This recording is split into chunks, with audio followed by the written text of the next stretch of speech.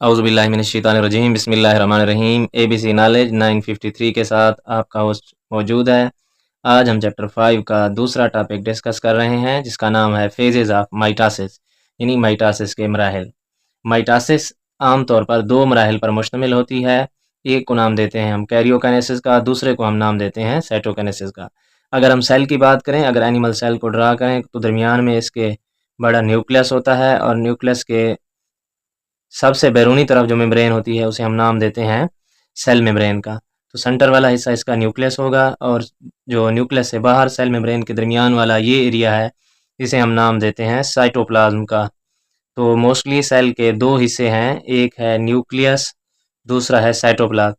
तो पहले नंबर पर होती है न्यूक्लियस की तकसीम, इसे हम नाम देते हैं कैरियोकाइनेसिस यानी न्यूक्लियर डिवीजन, कैरियोकाइनेसिस न्यूक्लियस की तकसीम। दूसरे नंबर पर ये जो बड़ा एरिया साइटोप्लाज्म है इसकी तकसीम होती है, इसकी तकसीम को हम नाम देते हैं cytokinesis. Karyo mean nucleus, kinesis division यानी न्यूक्लियस की division, cyto mean cytoplasm, kinesis mean division.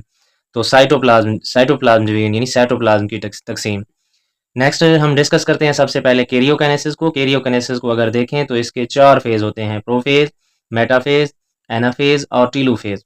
अगर याद करने में इसको मुश्किल आ रही हो यानी इन फेजेस को आप तरतीब से अगर याद ना कर रहे हो तो आप प्रोमेट एक क्लास याद कर सकते हैं। प्रोमेट, प्रोफेज, आखिर में सबके फेज आएगा यानी प्रोफेज, एम से मेटाफेज, ए से एनाफेज, टी से telophase. Pro-Matte, prophase, metaphase, anaphase और टीलोफेज। तो नेक्स्ट हम कैरियोकाइनेसिस का पहला फेज डिस्कस करते हैं जिसे हम नाम देते हैं प्रोफेज का।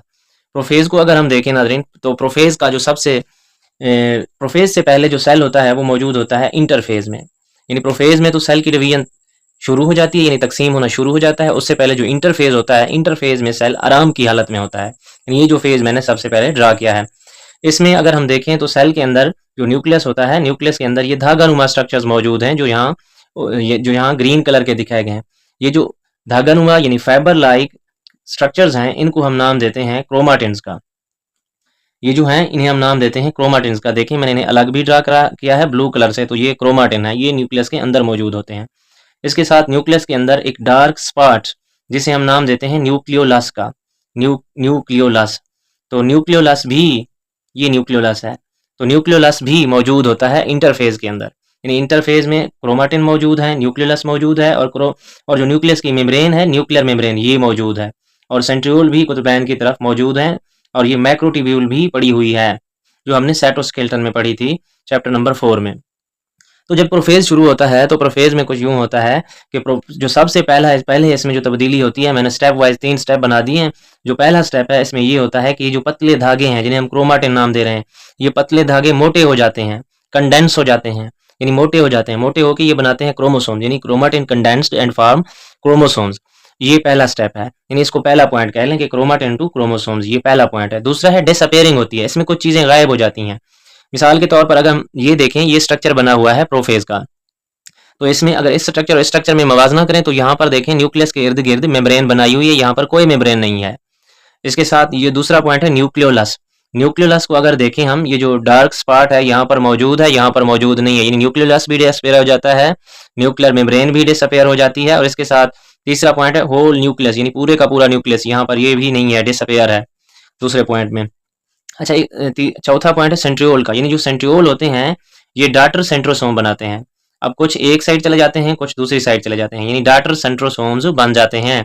एक सेंट्रोसोम्स इधर चला जाता है, एक सेंट्रोसोम इधर चला जाता है, यानी दो सेंट्रियोल, दो सेंट्रियोल इधर, दो सेंट्रियोल इधर।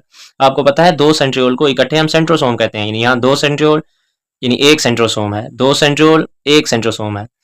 अच्छा, नेक्स्ट जो तीसरा स्टेप होता है इसका, इसमें ये जो सेंट्रोसोम पड़े हुए हैं यानी सेंट्रियोल पड़े हुए हैं और यहाँ पर जो मैक्रोट्यूब्यूल पड़ी हुई है, ये इकट्ठे मिल जाएगी, यानी सेंट्रियोल और मैक्रोट्यूब्यूल्स मिलके ये बनाएंगे स्पेंडल फाइबर्स। इस तरह के जो धागे नाज़रीन दिखाए गए हैं, ये जो धागे हैं दरअसल ये स्पेंडल फाइबर्स हैं। स्पेंडल फाइबर्स कैसे बनते हैं? जो इंटरफेस के अंदर ये जो सेंट्रियोल थे और ये जो मैक्रोट्यूब्यूल थे, ये इकट्ठे मिलकर बनाते हैं स्पेंडल फाइबर।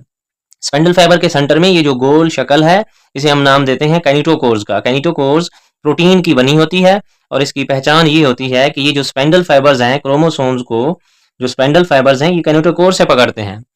ये उसके बाजू से नहीं पकड़ सकते, ये जो उसका जो होता है ना कैनिटोकोर से ही टच करते हैं। तो ये था हमारे पास प्रोफेज। दोबारा अगर रिवाइज करूं, प्रोफेज से पहले इंटरफेज होता है, उसमें सेल आराम में होता है, तकसीम नहीं होता। उसमें क्रोमोसोम्स नहीं होते, क्रोमाटिन होते हैं, सारी चीज़ें मौजूद होती हैं। उसके बाद इसमें तब्दीलियाँ होती हैं, क्रोमाटिन क्रोमोसोम्स बनता है, कुछ चीज़ें गायब होती हैं, जिस तरह न्यूक्लियस है, न्यूक्लियर एनवेलप है, न्यूक्लियोलस है, और सेंट्रियोल डाटर सेंट्रोम बनाता है। उसके साथ सेंट्रियोल और मैक्रोट्यूब्यूल्स मिलकर स्पेंडल फाइबर्स बनाती हैं। अब पूरा क्रोमोसोम्स बन जाता है। क्रोमोसोम्स के सेंटर में जो होता है कैनिटोकोर होता है। कैनिटोकोर ऐसी जगह होती है जहाँ से स्पेंडल फाइबर्स अटैचमेंट करते हैं, ये प्रोटीन की बनी होती है। नेक्स्ट अगर नाजरीन हम देखें तो जो दूसरा फेज होता है इसको हम नाम देते हैं मेटाफेज का। अगर मेटाफेज को थोड़ा सा हम डिस्कस करें तो मेटाफेज को अगर मैं शक्ल में हम देखें, मेटाफेज को देखें, उसके जो क्रोमोसोम्स थे वो लाइन में नहीं थे प्रोफेज के। अगर इसको दोबारा मैं दिखाऊं आपको, थोड़ा आप डिफरेंस देख लें। इसके जो क्रोमोसोम्स है ना, क्रोमोसोम्स स्पेंडल फाइबर के साथ जुड़े हुए हैं, लेकिन क्रोमोसोम्स सेंटर में नहीं, इधर इधर बिखरे हुए हैं। अगर नेक्स्ट हम देखें मेटाफेज को, तो मेटाफेज में क्रोमोसोम्स इक्वेटर में, खत्ते इस्तिवा में, यानी दरमियानी लाइन में लाइन अप हो जाते हैं, लाइन बनाते हैं। Chromosomes go in the equator, यानी खत्ते इस्तिवा में क्रोमोसोम चले जाते हैं, और खत्ते इस्तिवा में क्रोमोसोम्स जाकर एक प्लेट नुमा स्ट्रक्चर बनाते हैं जिसे हम मेटाफेज प्लेट कहते हैं। यानी chromosomes go to the equator of the cell and make a line और plate, it is known as metaphase plate. Metaphase plate chromosomes के इक्वेटर में जाने से बनती है। अगर देखें स्पेंडल फाइबर्स, यहाँ पर कुछ स्पेंडल्स को मैंने रेड कलर दिया है और कुछ को डार्क कलर दिया है, काला रंग दिया है। ये जो रेड कलर वाले क्रोमोसोम्स हैं, ये जो स्पेंडल फाइबर्स हैं रेड कलर वाले, इनको देखें, ये क्रोमोसोम्स के सेंटर में से गुजर रहे हैं। यानी ये जो क्रोमोसोम्स का दरमियान में कैनिटोकोर होता है, इसके साथ जो क्रोमोसोम्स टच होगा उसे हम नाम देंगे कैनिटोकोर का, यानी कैनिटोकोर स्पेंडल फाइबर। ऐसा स्पेंडल फाइबर जो क्रोमोसोम्स के कैनिटोकोर को टच करता है, वहां से क्रोमोसोम्स को अटैच करता है, उसे कैनिटोकोर कहते हैं। और ऐसा स्पेंडल फाइबर जो टच नहीं होता, जिस तरह ये काले रंग वाला यानी डार्क कलर वाला दिखाया गया है, ये क्रोमोसोम्स को टच नहीं कर रहा, तो ऐसे स्पेंडल फाइबर को हम नाम देंगे नॉन कैनिटोकोर स्पेंडल फाइबर का। तो जी नेक्स्ट चलते हैं, तीसरा फेज है हमारा। तीसरे फेज को हम नाम देंगे एनाफेज का। तो एनाफेज में यूं होता है, ये जो स्पेंडल फाइबर्स होते हैं, देखें स्पेंडल फाइबर्स, अगर हम मेटाफेज को देखें तो स्पेंडल फाइबर्स जो हैं, स्पेंडल फाइबर्स ने क्रोमोसोम्स को पकड़ा हुआ है। अब एनाफेज में ये जो स्पेंडल फाइबर्स होते हैं, ये सेंट्रोसोम स्पेंडल फाइबर्स को खींचना शुरू कर देता है। जब सेंट्रोसोम स्पेंडल फाइबर को खींचना शुरू कर देता है, तो वो क्रोमोसोम्स को पकड़कर सेंट्रोसोम की तरफ खींचे चले जाते हैं। यानी जो स्पेंडल फाइबर्स होता है वो पुल करता है क्रोमोसोम्स को उसके कैनिटोकोर से। जब पुल करता है अपनी तरफ, तो उसके जो धागे होते हैं, यानी जो स्पेंडल फाइबर्स होते हैं, ये दरमियान में से टूट जाते हैं। आधा क्रोमोसोम्स उधर चला जाता है, आधा उधर चला जाता है, यानी दो सिस्टर क्रोमोसोम्स बन जाते हैं। एक सिस्टर क्रोमोसोम्स एक कुतुबैन एक पोल की तरफ चला जाता है, दूसरा सिस्टर क्रोमोसोम्स दूसरे कुतुबैन यानी दूसरे पोल की तरफ चला जाता है। तो इस तरह एनाफेज ये फेज बनता है। एनाफेज में क्रोमोसोम्स टूटते हैं, दो सिस्टर क्रोमोसोम्स जो होते हैं वो पोल की जानिब यानी कुतुबैन की तरफ चले जाते हैं, अपोजिट पोल की तरफ, यानी सिमिलर जो कॉपीज ऑफ क्रोमोसोम्स होती हैं वो अपोजिट पोल्स की तरफ चली जाती हैं, यानी एक जैसी क्रोमोसोम्स की कॉपियां मुखालिफ कुतुबैन को जाती हैं।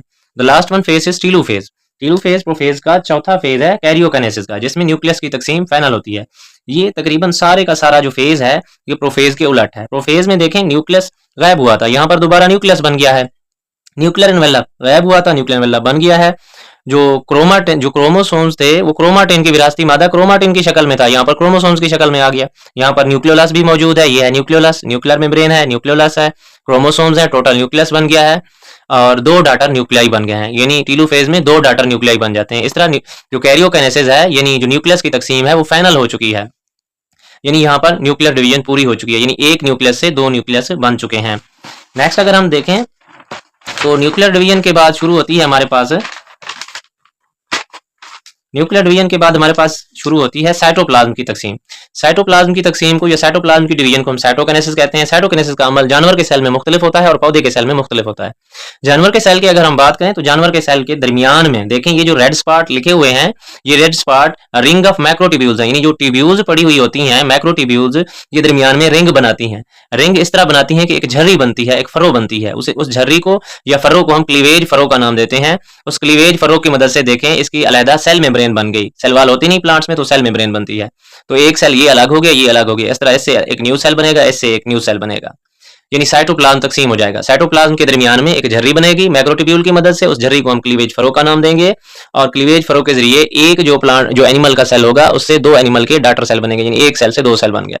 अगर हम बात करें प्लांट सेल्स की, प्लांट सेल में जो साइटोकाइनेसिस का अमल होता है वो एनिमल सेल से थोड़ा मुख्तलिफ होता है। प्लांट सेल में यूं होता है कि जो सेल होता है, सेल के दरमियान में ये जो येलो कलर के आपको दिखाई दे रहे हैं ये मौजूद हैं गाल्जीज। ये जो काले रंग के जो स्पॉट्स मौजूद हैं ये गाल्जी की थैलियां यानी गाल्जी सैक्स हैं। तो गाल्जी बॉडीज, गाल्जी सैक्स जो बनाती हैं वो सेंटर में इकट्ठी हो जाती हैं, यानी ग्रुप बनाती हैं, गाल्जी वेजिकल्स ढेर बनाती हैं। ये ग्रुप मिलकर सेंटर में एक डिस्क नुमा स्ट्रक्चर बनाता है। ये जो काले रंग की, ब्लैक कलर की आपको दिखाई दे रही है लाइन, ये एक डिस्क है। किससे बनी है? गाल्जी वेजिकल्स ने, ये जो दरमियान में इकट्ठी हुई है, ग्रुप बनाया गाल्जी वेजिकल्स ने, इसने एक डिस्क बना ली है और डिस्क दरमियान से साइटोप्लाज्म को तकसीम कर देती है। यहाँ पर सेल मेम्ब्रेन भी अलहदा हो जाती है, सेल वाल भी अलहदा हो जाती है, यानी एक सेल से दो डॉटर सेल बन जाते हैं। यानी वो अमल जिसमें गाल्जी वेजिकल्स ग्रुप बनाकर एक डिस्क नुमा स्ट्रक्चर बनाती हैं, उस डिस्क नुमा स्ट्रक्चर को हम नाम देते हैं फ्रेगमोप्लास्ट का। फ्रेगमोप्लास्ट एक प्लांट के सेल को दो प्लांट के सेल में तकसीम कर देती है। ये जो प्लांट के सेल में साइटोकिनेसिस है, फ्रेगमोप्लास्ट के जरिए बनती है। फ्रेगमोप्लास्ट एक डिस्क होती है जो गाल्जी वेजिकल से बनती है। एनिमल के सेल्स में जो साइटोकिनेसिस होती है वो क्लीवेज फरो के जरिए बनती है, यानी दरमियान में एक झर्री बनती है जो एक सेल को दो सेल में तकसीम कर देती है। तो नेक्स्ट हम इसकी देखते हैं, इस टॉपिक को मुकम्मल करते हैं, माइटोसिस की अहमियत, माइटोसिस की यानी significance of mitosis. Significance of mitosis का पहला पॉइंट है growth and development. Growth and development से मुराद ये है कि जब एग और स्पर्म मिल जाते हैं, एक बनता है जायगोट। जायगोट बार बार माइटोसिस करता है, माइटोसिस करके जायगोट से बनता है एम्ब्रियो, एम्ब्रियो फिर माइटोसिस करता है, इसकी माइटोसिस से बनता है मल्टी सेलुलर ऑर्गेनिज्म। यानी जानदारों की डेवलपमेंट और ग्रोथ में सारे का सारा किरदार माइटोसिस का होता है। जायगोट से एम्ब्रियो का बनना, एम्ब्रियो से एक मल्टी सेलुलर जानदार का बनना, ये सारा प्रोसेस कंट्रोल किया जाता है माइटोसिस। यानी सेल तकसीम होते हैं, जायगोट से एम्ब्रियो बनता है, सेल तकसीम होते हैं, माइटोसिस करते हैं, एम्ब्रियो से मल्टी सेलुलर ऑर्गेनिज्म बनता है। तो दूसरी इसकी इंपॉर्टेंस है सेल रिप्लेसमेंट। हमारे जिस्म के अंदर कुछ सेल ऐसे हैं जैसे सेकेंड सेल है, यानी जल्द के सेल हैं, डाइजेस्टिव कैनाल जो खुराक की नाली है, आरबीसीज रेड ब्लड सेल्स, खून के जो सुर्खुलियां, ये तीनों सेल जिस्म के अंदर तब्दील होते रहते हैं, ये खत्म हो जाते हैं, उतर जाते हैं, इनकी जगह पर न्यू सेल्स आ जाते हैं। यानी इनके सेल्स जो होते हैं रिप्लेस होते हैं, इन तीनों के सेल्स रिप्लेस तब्दील होते हैं। मिसाल के तौर पर जो आरबीसी है, इसकी औसत उम्र 4 माह है। 4 महीने के बाद आफ्टर 4 मंथ दे डेड, वो मर जाते हैं और उनकी जगह पर न्यू सेल आ जाते हैं। डाइजेस्टिव कैनाल, जब हम खुराक खाते हैं तो हमारे सेल खुराक के साथ उतर जाते हैं, फिर नए बन जाते हैं। इसी तरह स्किन के सेल भी खत्म होते रहते हैं, उनकी जगह पर नए सेल बनते रहते हैं। नए सेल का बनना भी ये जो होता है माइटोसिस की वजह से होता है। तीसरा अगर पॉइंट देखें हम, रीजनरेशन। री का मतलब दोबारा, जनरेट का मतलब पैदा करना, यानी गेन ऑफ लास्ट ऑर्गन्स। जानवरों में जो कुछ ऑर्गन ऐसे होते हैं जिनको वो खो देते हैं, यानी जो कट जाते हैं। मिसाल के तौर पर अगर हमारी स्किन में जख्म हो जाए तो माइटोसिस होती है, जख्म बढ़ जाता है, यानी नए सेल बन जाते हैं। इसी तरह कुछ जानदार हैं जैसा कि सी स्टार है, सी स्टार बाजुनुमा इसका स्ट्रक्चर होता है। अगर इसका एक बाजू यहाँ से टूट जाता है तो इसकी जगह पर नया बाजू आ जाता है, यानी जो पहले से मौजूद सेल होते हैं ये माइटोसिस करते हैं, माइटोसिस के जरिए अपना बाजू पूरा कर लेते हैं, यानी खोए हिस्सों को, गेन पार्ट्स को दोबारा रीजनरेट कर देते हैं। इस प्रोसेस को रीजनरेशन कहते हैं। ये किस वजह से होता है? माइटोसिस की वजह से। The last one, asexual reproduction. Asexual reproduction का मतलब है जिसमें एग और स्पर्म्स का, इन गैमेट्स का मिलाप नहीं होता, नर और मादा का मिलाप नहीं होता, फिर भी एक जानदार से दूसरा जानदार बन जाता है, यानी सिंपल रिप्रोडक्शन है, सादा किस्म की डिवीजन है जिसमें एक जानदार से बिल्कुल हूबहू दूसरा जानदार बन जाता है। इसमें दो तरह के होते हैं, एक होता है बडिंग, दूसरा होता है वेजिटेटिव प्रोपिगेशन। बडिंग सिंपल है, जिसमें देखें ये हाइड्रा का मैंने स्ट्रक्चर बनाया है, हाइड्रा के ऊपर एक छोटा सा उभार बनता है, बड बनता है, इस बड से नया जानदार बन जाता है। इस अमल को हम बडिंग का नाम देते हैं।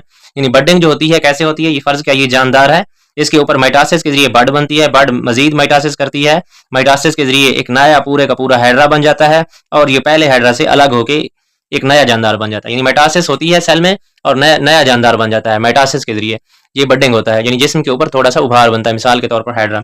दूसरा है वेजिटेटिव प्रोपिगेशन। वेजिटेटिव हिस्से वो होते हैं जो रिप्रोडक्शन में हिस्सा ना लें, मिसाल के तौर पर जड़, तना, पत्ता, शाखें, ये सारे वेजिटेटिव पार्ट हैं। इन हिस्सों से नए पौधे का बनना वेजिटेटिव प्रोपिगेशन कहलाता है। मिसाल के तौर पर पत्तों से भी नया, अगर जमीन पर गिरे नया पौधा बन सकता है, जैसे पत्थर जट हो गया। शाखों से हो सकता है मुख्तलिफ पौधे, जैसे गन्ना हो गया, जड़ से या तन्ने वगैरह से भी हम, जैसे गुलाब हो गया, नए पौधे बना सकते हैं। इस अमल को वेजिटेटिव प्रोपिगेशन कहते हैं। वेजिटेटिव प्रोपिगेशन भी माइटोसिस के जरिए होती है, यानी सारे अमल माइटोसिस के जरिए होते हैं। माइटोसिस ना होती ये चारों अमल नहीं होते, यानी ज़ैगोट से मल्टीसेलुलर जानदार और एम्ब्रियो ना बनता, सेल की रिप्लेसमेंट ना होती, सेल खत्म हो जाते, रीजनरेशन ना होती, खोए हिस्सों को हम दोबारा ना बना सकते, एसेक्सुअल रिप्रोडक्शन ना होती, यानी जो जानदार जिनके पास एग और स्पर्म नहीं होती, उनमें मिलने की इस्तेदाद नहीं होती, तो वो अपनी नस्ल ना बढ़ा सकते थे। ये सारा अमल माइटोसिस के जरिए होती है। वो अपना जो है ना ऑफस्प्रिंग पैदा कर सकते हैं बडिंग के जरिए, नया जानदार बन जाता है। वेजिटेटिव प्रोपिगेशन यानी वेजिटेटिव हिस्सों के जरिए जो सब्जी के तौर पर इस्तेमाल किए जाते हैं, जड़, तना, पत्ता, शाखें वगैरह, उनसे नए पौधे बन जाते हैं। ये सारा अमल माइटोसिस के जरिए होता है। थैंक यू स्टूडेंट्स, उम्मीद है आपको ये लेक्चर पसंद आया होगा। अगर पसंद आया है तो हमारे चैनल को सब्सक्राइब करना ना भूलिएगा। थैंक यू, अल्लाह हाफिज़।